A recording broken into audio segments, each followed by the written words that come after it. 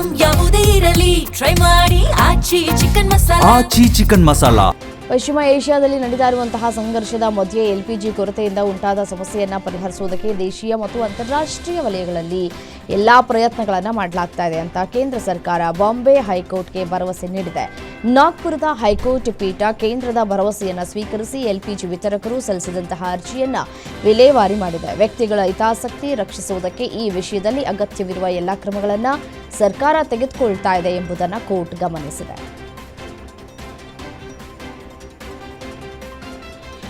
ಸಂಸತ್ ಅಧಿವೇಶನದಲ್ಲಿ ವಿಪಕ್ಷಗಳಿಂದ ಅದರಲ್ಲಿಯೂ ಕಾಂಗ್ರೆಸ್ ಸದಸ್ಯರಿಂದ ಕಲಾಪಕ್ಕೆ ತೀವ್ರ ಅಡ್ಡಿ ಉಂಟಾಗ್ತಾ ಇದ್ದು, ಈ ಬಗ್ಗೆ ತಿಳಿವಳಿಕೆ ಹೇಳಬೇಕು ಅಂತ ಒತ್ತಾಯಿಸಿ ರಾಜ್ಯಸಭೆ ಸದಸ್ಯ ಎಚ್.ಡಿ. ದೇವೇಗೌಡರು ಕಾಂಗ್ರೆಸ್ ಸಂಸದೀಯ ಪಕ್ಷದ ಅಧ್ಯಕ್ಷೆ ಸೋನಿಯಾ ಗಾಂಧಿ ಅವರಿಗೆ ಪತ್ರವನ್ನು ಬರೆದಿದ್ದಾರೆ. ಬಜೆಟ್ ಅಧಿವೇಶನದ ವೇಳೆ ಪ್ರತಿಪಕ್ಷಗಳ ಸದಸ್ಯರು ನಿರಂತರವಾಗಿ ಕಲಾಪಕ್ಕೆ ಅಡ್ಡಿಪಡಿಸ್ತಾ ಇದ್ದು, ಇದು ಸಂಸತ್ತಿನ ಘನತೆ ಕುಗ್ಗಿಸ್ತಾ ಇದೆ ಮತ್ತು ಸಂಸದೀಯ ಪ್ರಜಾಪ್ರಭುತ್ವದ ಮೂಲ ತತ್ವಗಳಿಗೆ ಧಕ್ಕೆ ಉಂಟು ಮಾಡ್ತಾ ಇದೆ ಅಂತ ಅವರು ಆತಂಕವನ್ನು ವ್ಯಕ್ತಪಡಿಸಿದ್ದಾರೆ.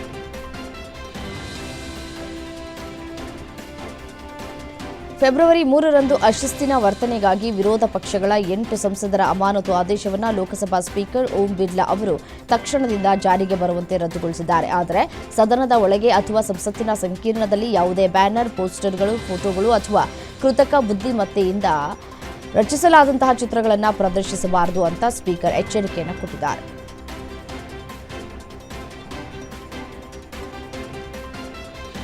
ಬಲವಂತ, ಮೋಸದ ಧಾರ್ಮಿಕ ಮತಾಂತರಗಳನ್ನು ತಡೆಯುವ ಗುರಿ ಹೊಂದಿರುವ ಧಾರ್ಮಿಕ ಸ್ವಾತಂತ್ರ್ಯ ಕಾಯ್ದೆ 2026ರ ಮಸೂದೆಯನ್ನು ಮಹಾರಾಷ್ಟ್ರ ವಿಧಾನಸಭೆ ಅಂಗೀಕರಿಸಿದೆ. ಮಸೂದೆಯ ಮೇಲೆ ಸುಮಾರು 5 ಗಂಟೆಗಳ ಕಾಲ ನಡೆದ ಚರ್ಚೆಯ ನಂತರ ರಾತ್ರಿ ಅಂಗೀಕರಿಸಲಾಯಿತು. ವಿಧಾನ ಪರಿಷತ್ನಲ್ಲಿ ಈ ಮಸೂದೆಯನ್ನು ಮಂಡಿಸಿದೆ. ಮಸೂದೆ ಮೇಲಿನ ಚರ್ಚೆಯಲ್ಲಿ ಮಾತನಾಡಿದಂತಹ ಸಿಎಂ ದೇವೇಂದ್ರ ಫಡ್ನವೀಸ್ ಅವರು ಇದು ಯಾವುದೇ ಧರ್ಮದ ವಿರುದ್ಧದ ತಂದಂತಹ ಕಾನೂನಲ್ಲ ಅಂತ ಹೇಳಿದ್ದಾರೆ.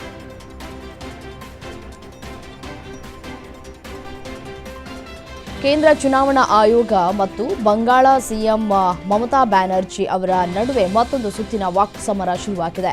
ರಾಜ್ಯದ ಅಧಿಕಾರಿಗಳನ್ನು ಏಕಪಕ್ಷೀಯವಾಗಿ ವರ್ಗಾವಣೆ ಮಾಡಿದ ಆಯೋಗದ ಕ್ರಮವನ್ನು ಖಂಡಿಸಿ ಸಿಎಂ ಮಮತಾ ಅವರು ಚುನಾವಣಾ ಆಯುಕ್ತ ಜ್ಞಾನೇಶ್ ಕುಮಾರ್ ಅವರಿಗೆ ಪತ್ರವನ್ನು ಬರೆದಿದ್ದಾರೆ. ಚುನಾವಣಾ ಆಯೋಗ ಹೊರಡಿಸಿದಂತಹ ಆದೇಶದಲ್ಲಿ ರಾಜ್ಯ ಸರ್ಕಾರದ ಹಿರಿಯ ಅಧಿಕಾರಿಗಳನ್ನು ವರ್ಗಾವಣೆ ಮಾಡಿರುವುದು ಆಕ್ಷೇಪಾರ್ಹ ಎಂದಿದ್ದಾರೆ.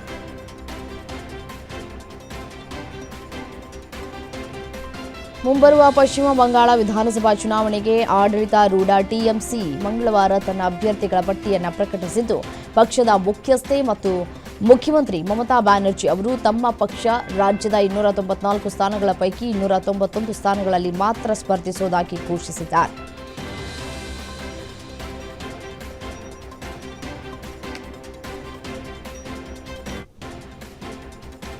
ತಮಿಳಿನ ಸೂಪರ್ ಸ್ಟಾರ್ ರಜನಿಕಾಂತ್ ಅವರು ರಾಜಕೀಯ ಪ್ರವೇಶಿಸುವುದಕ್ಕೆ ಮುಂದಾದಾಗ ಅವರಿಗೆ ಡಿಎಂಕೆ ಬೆದರಿಕೆ ಹಾಕಿತ್ತು ಎಂಬ ಟಿವಿಕೆ ನಾಯಕ ಆಧವ್ ಅರ್ಜುನ್ ಆರೋಪವನ್ನು ನಟ ತಳ್ಳಿ ಹಾಕಿದ್ದಾರೆ ಮತ್ತು ಕಾಲವೇ ಇದಕ್ಕೆಲ್ಲ ಉತ್ತರವನ್ನು ನೀಡುತ್ತದೆ ಅಂತ ಹೇಳಿದ್ದಾರೆ. ಸಮಯವು ಮಾತನಾಡುವುದಿಲ್ಲ, ಆದರೆ ಕಾಯುತ್ತದೆ ಮತ್ತು ಉತ್ತರಿಸುತ್ತದೆ ಅಂತ ರಜನಿಕಾಂತ್ ಸಾಮಾಜಿಕ ಮಾಧ್ಯಮ ಎಕ್ಸ್ ಖಾತೆಯಲ್ಲಿ ಪೋಸ್ಟ್ ಮಾಡಿದ್ದಾರೆ.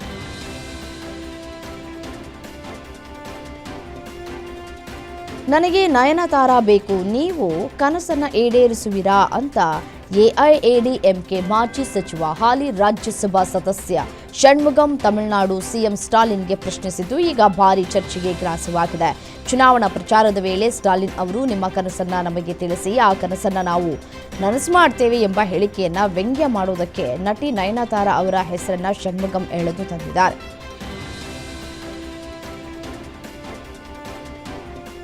ರಾಜ್ಯಸಭಾ ಚುನಾವಣೆಯಲ್ಲಿ ಬಿಜೆಪಿ ಬೆಂಬಲಿತ ಅಭ್ಯರ್ಥಿಗೆ ಮತ ಚಲಾಯಿಸಿದ್ದಕ್ಕೆ ಶಾಸಕಿ ಸೋಫಿಯಾ ಫಿರ್ದೌಸ್ ಅವರನ್ನ ಪಕ್ಷದಿಂದಲೇ ಕಾಂಗ್ರೆಸ್ ಉಚ್ಚಾಟನೆ ಮಾಡಿದೆ. ವಿಪ್ ಜಾರಿ ಮಾಡಿದ್ದರೂ ಅಡ್ಡ ಮತದಾನ ಮಾಡಿದ್ದಕ್ಕೆ ಸೋಫಿಯಾ ಫಿರ್ದೌಸ್ ಜೊತೆ ಸನಾ ಖೇಮುಂಡಿ, ಶಾಸಕ ರಮೇಶ್ ಜೆನಾ, ಮೊಹನ್ನಾ ಶಾಸಕ ದಶರಥ್ ಗಮಾಂಗೋ ಅವರನ್ನ ಪಕ್ಷದಿಂದ ಉಚ್ಚಾಟಿಸಲಾಗಿದೆ. ಪಕ್ಷಕ್ಕೆ ದ್ರೋಹ ಮಾಡಿದವರು ರಾಷ್ಟ್ರಕ್ಕೆ ದ್ರೋಹ ಮಾಡಿದ್ದಾರೆ ಅಂತ ಕಾಂಗ್ರೆಸ್ ಆಕ್ರೋಶವನ್ನು ಹೊರಹಾಕಿದೆ.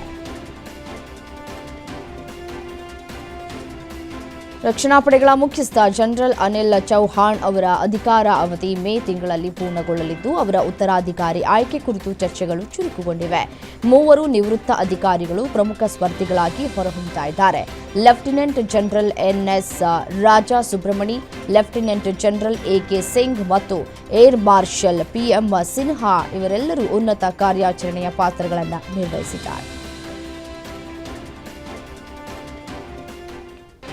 ಭಾರತದ ರೈಲ್ವೆ ವ್ಯವಸ್ಥೆಯನ್ನು ಸಂಪೂರ್ಣವಾಗಿ ಪರಿಸರ ಸ್ನೇಹಿಯನ್ನಾಗಿ ಮಾಡುವತ್ತ ಹೈಡ್ರೋಜನ್ ರೈಲು ಒಂದು ಪ್ರಮುಖ ಹೆಜ್ಜೆಯಾಗಿದೆ. ಈ ವರ್ಷ ಕಾರ್ಯಾಚರಣೆ ಆರಂಭಿಸಲಿರುವ ದೇಶದ ಮೊದಲ ಹೈಡ್ರೋಜನ್ ರೈಲನ್ನು ತಾಂತ್ರಿಕ ಸುಧಾರಣೆಗಳು ಮತ್ತು ನಿರ್ವಹಣೆಯ ನಂತರ ಮತ್ತೊಮ್ಮೆ ಪ್ರಾಯೋಗಿಕವಾಗಿ ಪರೀಕ್ಷಿಸಲಾಯಿತು. ಈ ಹೈಡ್ರೋಜನ್ ರೈಲು ಆರಂಭದಲ್ಲಿ ಹರಿಯಾಣದ ಜಿಂದ್ ಸೋನಿಪತ್ ಮಾರ್ಗದಲ್ಲಿ ಸುಮಾರು 89 ಕಿಲೋಮೀಟರ್ ವ್ಯಾಪ್ತಿಯಲ್ಲಿ ಓಡಲಿದೆ.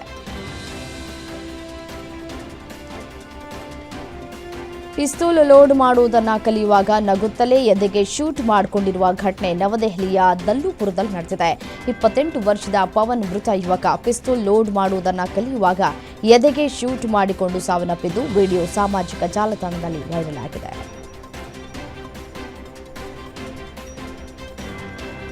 ಪುರಾತನ ನಗರಿ ವಾರಣಾಸಿಯ ಪವಿತ್ರ ಗಂಗಾ ನದಿಯಲ್ಲಿ ದೋಣಿಯಲ್ಲಿ ಇಫ್ತಾರ್ ಕೂಟವನ್ನು ನಡೆಸಿದ ಆರೋಪದ ಮೇರೆಗೆ ಉತ್ತರ ಪ್ರದೇಶ ಪೊಲೀಸರು ಮುಸ್ಲಿಂ ಸಮುದಾಯಕ್ಕೆ ಸೇರಿದ 14 ಮಂದಿ ಆರೋಪಿಗಳನ್ನು ಬಂಧಿಸಿದ್ದಾರೆ. ವಾರಣಾಸಿಯ ಗಂಗಾ ನದಿಯಲ್ಲಿ ಇಫ್ತಾರ್ ಕೂಟದಲ್ಲಿ ಭಾಗವಹಿಸಿ ದೋಣಿಯಲ್ಲಿ ಬಿರಿಯಾನಿ ತಿಂತಾ ಇರುವ ವಿಡಿಯೋವೊಂದು ಸಾಮಾಜಿಕ ಜಾಲತಾಣದಲ್ಲಿ ವ್ಯಾಪಕವಾಗಿ ವೈರಲ್ ಆಗಿತ್ತು. ಹಿಂದೂಗಳ ಪವಿತ್ರ ಪೂಜಾ ಸ್ಥಳವನ್ನು ಅಪವಿತ್ರಗೊಳಿಸಿದಂತಹ ಆರೋಪದ ಮೇರೆಗೆ 14 ಜನರನ್ನು ಬಂಧಿಸಲಾಗಿದೆ ಅಂತ ಅಧಿಕಾರಿಗಳು ತಿಳಿಸಿದ್ದಾರೆ. ರಾಜಕೀಯ ಉದ್ದೇಶಗಳಿಗೆ ಧಾರ್ಮಿಕ ಗುರುತನ್ನ ಅಸ್ತ್ರವಾಗಿ ಬಳಸಿಕೊಳ್ಳುವ ಪ್ರವೃತ್ತಿಯನ್ನ ಪಾಕಿಸ್ತಾನ ಹೆಚ್ಚಿಸ್ತಾ ಇದೆ ಅಂತ ಜಾಗತಿಕ ವೇದಿಕೆ ವಿಶ್ವಸಂಸ್ಥೆಯಲ್ಲಿ ಭಾರತ ತೀಕ್ಷ್ಣ ಪ್ರತಿಕ್ರಿಯೆ ನೀಡಿದೆ. ಇಸ್ಲಾಮೋಫೋಬಿಯಾವನ್ನ ಎದುರಿಸುವುದಕ್ಕೆ ಅಂತಾರಾಷ್ಟ್ರೀಯ ದಿನವನ್ನು ಗುರುತಿಸಿ ನ್ಯೂಯಾರ್ಕ್ನಲ್ಲಿ ಇಸ್ಲಾಮಿಕ್ ಸಹಕಾರ ಸಂಸ್ಥೆ ಮತ್ತು ವಿಶ್ವಸಂಸ್ಥೆಯ ನಾಗರಿಕತೆಗಳ ಒಕ್ಕೂಟ ಜಂಟಿಯಾಗಿ ಆಯೋಜಿಸಿದ್ದ ವಿಶ್ವಸಂಸ್ಥೆಯ ಕಾರ್ಯಕ್ರಮದಲ್ಲಿ ವಿಶ್ವಸಂಸ್ಥೆಯಲ್ಲಿನ ಭಾರತದ ಕಾಯಂ ಪ್ರತಿನಿಧಿ ಹರೀಶ್ ಪರ್ವತನೇನಿ ಮಾತನಾಡಿದರು. ಮಧ್ಯಪ್ರಾಚ್ಯದಲ್ಲಿ ನಡೀತಾ ಇರುವ ಯುದ್ಧವನ್ನು ನಿಲ್ಲಿಸುವುದಕ್ಕೆ ಯತ್ನಿಸುವಂತೆ ಭಾರತಕ್ಕೆ ಫಿನ್ಲ್ಯಾಂಡ್ ಕರೆ ನೀಡಿದೆ. ಅಮೆರಿಕ ಮತ್ತು ಇರಾನ್ ಮಧ್ಯೆ ಶಾಂತಿ ಏರ್ಪಡಿಸಿ ಬಿಕ್ಕಟ್ಟು ಶಮನಗೊಳಿಸುವುದಕ್ಕೆ ಭಾರತ ಮಧ್ಯಸ್ಥಿಕೆ ವಹಿಸಲಿ ಅಂತ ಫಿನ್ಲ್ಯಾಂಡ್ ಅಧ್ಯಕ್ಷ ಅಲೆಕ್ಸಾಂಡರ್ ಸ್ಟಬ್ ಸಲಹೆ ನೀಡಿದ್ದಾರೆ. ಸಂದರ್ಶನವೊಂದರಲ್ಲಿ ಮಾತನಾಡ್ತಾ ಇದ್ದ ಅವರು ಯುದ್ಧ ನಿಲುಗಡೆಗೆ ವಿದೇಶಾಂಗ ಸಚಿವ ಎಸ್ ಜೈಶಂಕರ್ ಕರೆ ನೀಡಿರುವ ಸಂಗತಿಯನ್ನ ಉಲ್ಲೇಖಿಸಿದ್ದಾರೆ.